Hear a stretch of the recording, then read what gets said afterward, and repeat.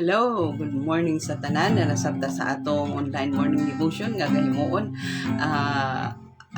Exempted lang ang Saturday ug Sunday no tungod kay bisita sa church apan matag Lunes paingin sa Biyernes ang atong online devotion atong gahimuon o karon na ata sa primerong adlaw nining adlaw simanaha mo sa come on, let's start the day right God and His righteousness, and everything shall be added unto us. God is worthy. No, worthy siya nga ituboy, pasidunggan, pasalamatan, ibayaw, no, sa kinatasan. Worthy gid siya nga dayon. Amen. Hallelujah. Hallelujah. Magparali sa mga bukol mo, Jesus, ihakali mo lang magkapulaga ng kapahulayan ko. Ing kalibutan na puno sa kasakit, ang tulong mo lang, O Diyos, ang sandigan.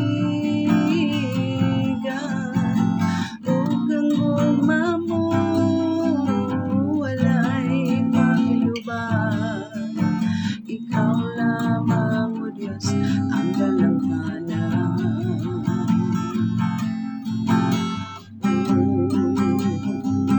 Kinuha ko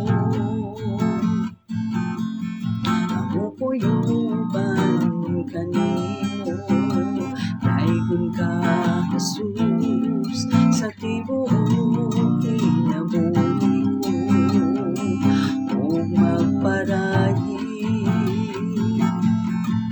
sa mga bukol mo, Jesus, kay diha kanimo lang makaplaga ng kapahulayan ko. Ning kalibutan nga puno sa kasakit, ang tulong mo lang, O Diyos, ang sandigan.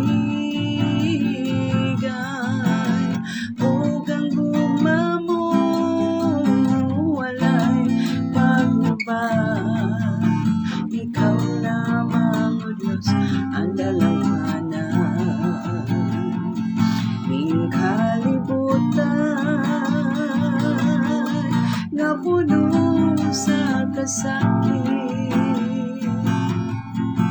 ang pulong mo lang, O Diyos, ang gisandigan. O ang gugma mo, walay paglubad. Ikaw lamang, O Diyos, ang galanganan.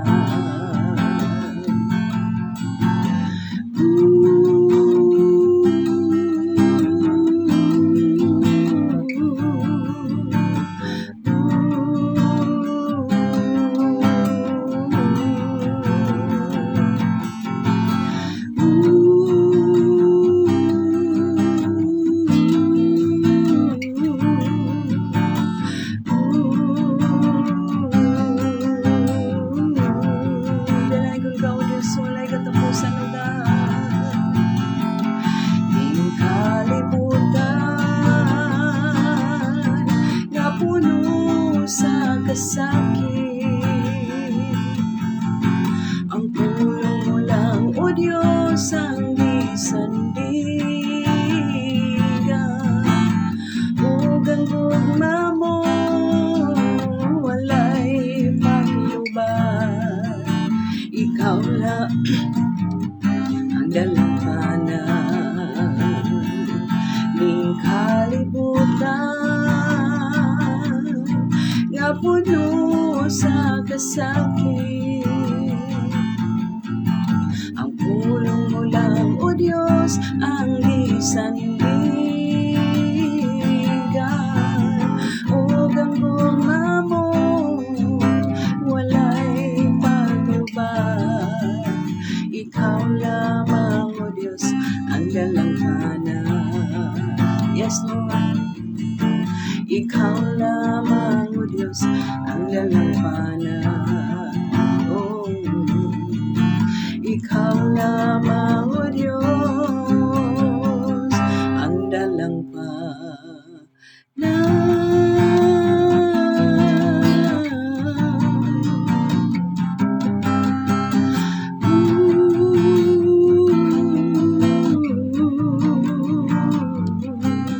Thank you kay Lord. Salamat kay Giday. Pasalamatan ka mo Amhan. Meaning sa kabuntagon, Lord God. Thank you kay Lord sa imong pagpukaw ka na mo Amhan o pag-enable ka na mo Ginoo nga mo bangon kami o imo pang ipabuka ang among mga mata nining sa kabuntagon, Lord God. Thank you kaayo sa paskalidad, malinawon, hinanop ng katulog nga imong i-provide ka na mo tibok gabi, O God, sa imong paghatag, Lord, nining laing matahong nga adlaw nga Lunes. Permirong adlaw nining simana, aron makahimo na usab kami sa mga naandan nga mga bulaton matag adlaw, makahimo kami labang tanan, makahimo kami sa pag-alagad o pagpamungkag sa mga bulaton nga may kanambigitan sa kahimayaan ni sama niini, O Lord.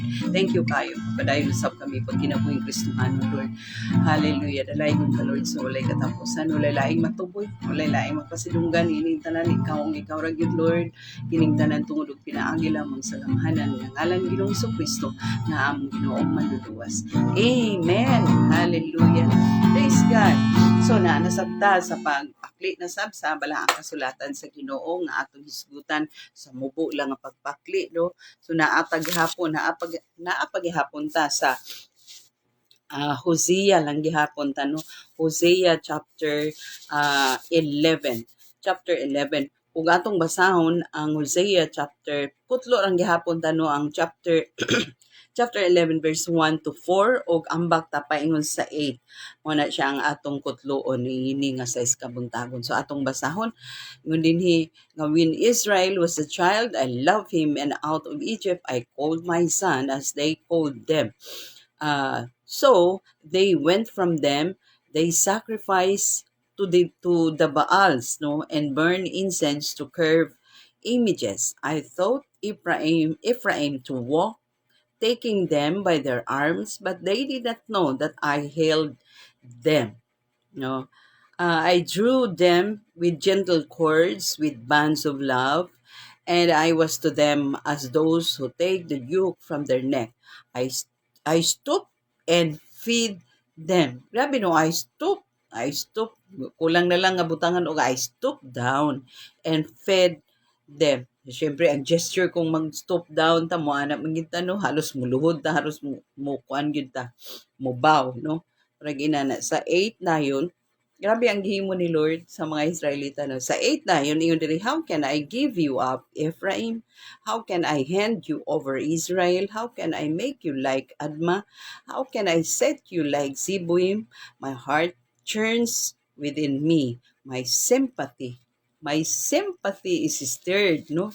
Grabe kay sa nga tanan si Lord, grabe gyud ang gugma ni Lord.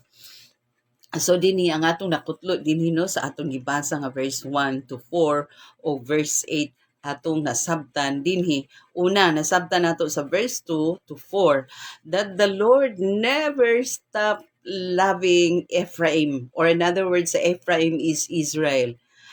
Kay nga, no, throughout history, makita ginato, throughout history, he thought Ephraim, he healed them. No, di lang kabalo ang Israel nga he takes control over their lives, bisan sa kagahi sa ilang ulo, bisan pa sa ilang pagbalik-balik sa the same. Kita nato nga wala agyoy undang ang Ginoo nga nagatiman kanila, no. Do dili nila kakakita, no, dili nila kakakita kay because nabutahan sila sa sala, pero dili nila kakakita nga ang Ginoo kasamad sila, gaayuhon sila ni Lord. So this is the very point nga nakita gyud nato diri sa verse 2 to 4, no, that God never stopped loving Israel throughout history, no. In fact, throughout history, he taught them, mura siya he is like a father to his children, nga gatudluan og lakaw, dali, come on,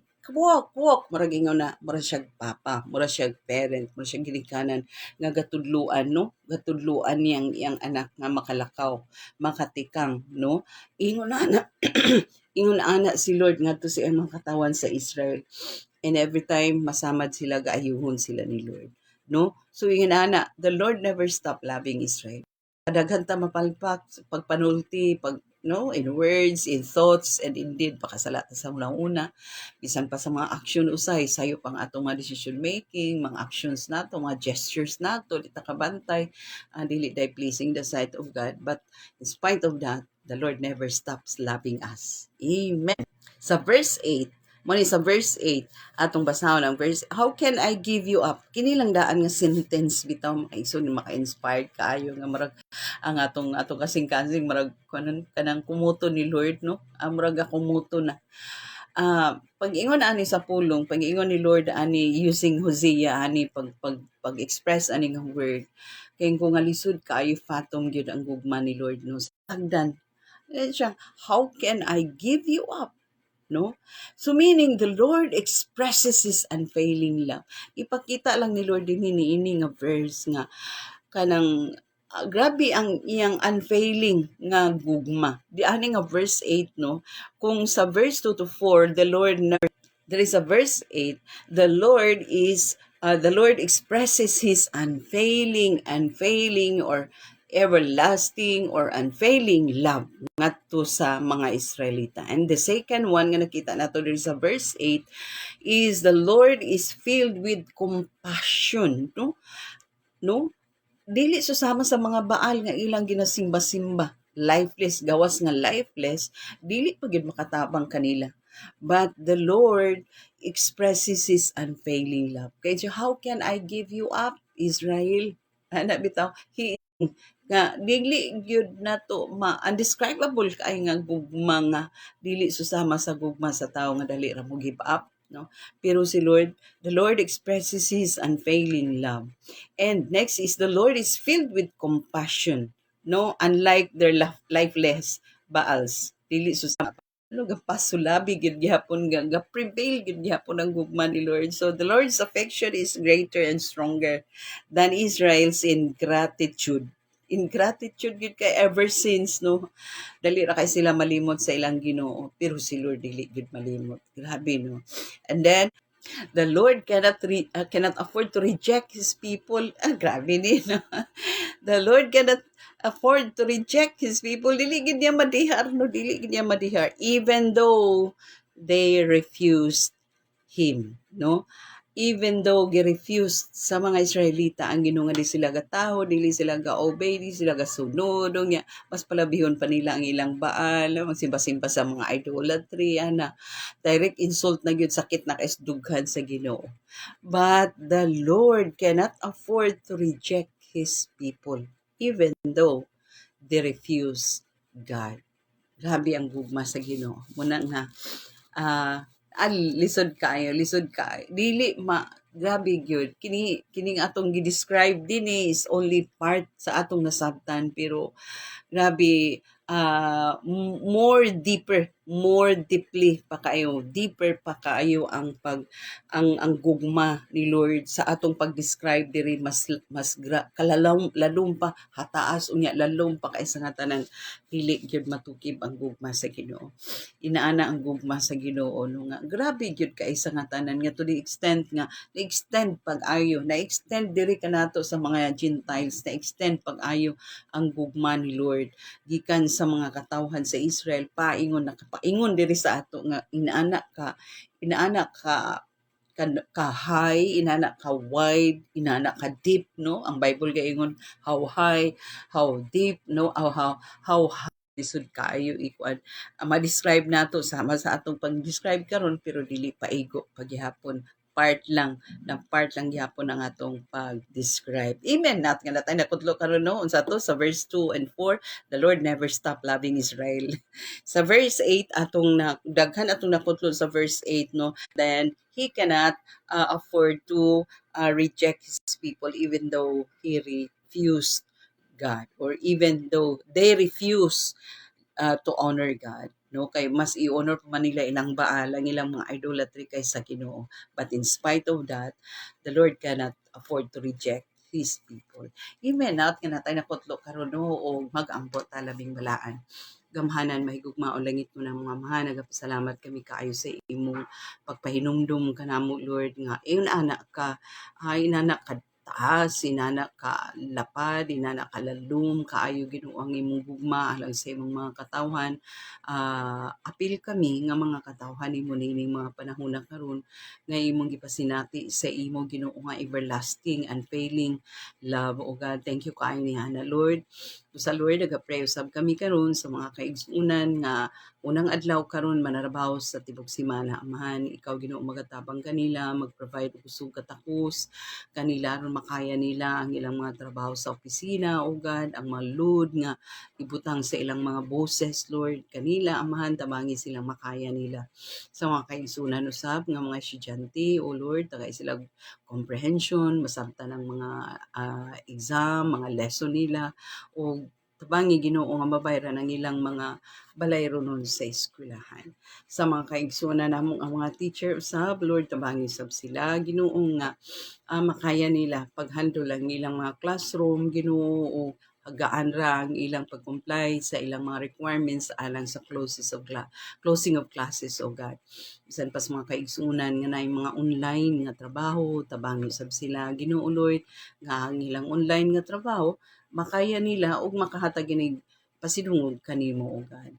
Bisan pa man sa mga kaigsunan nga naay mga ah, business, mga negosyo nga gipang-manage, ug tabangi sab sila nga mag-asenso sila. Dalaygon ka gid Lord sa walay katapusan, walay lain na mo hatagan sa mga pagpasidungog, paghimaya mga pagdaig ikaw ra gid Lord, kay anaa kanimo ang tanang butang nga among gikinahanglan, ug anaa kanimo ang ngalan ni Ginoong Kristo nga among Ginoo maluluwas. Amen. God bless us all until next